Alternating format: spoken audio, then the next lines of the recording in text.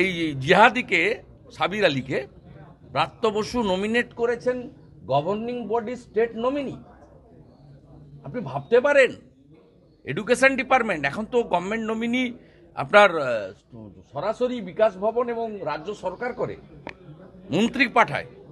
ভাবতে পারছেন তার কোনো ব্যাখ্যা জানা নেই। আপনার কলকাতার মেয়র আরেক মন্ত্রী, তিনিও অনেক বড় বড় ভাষণ দেন।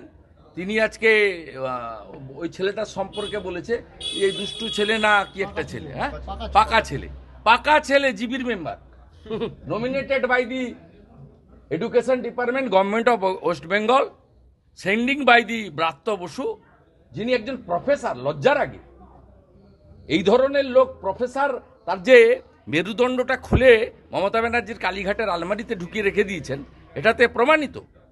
আর মমতা ব্যানার্জি নিজে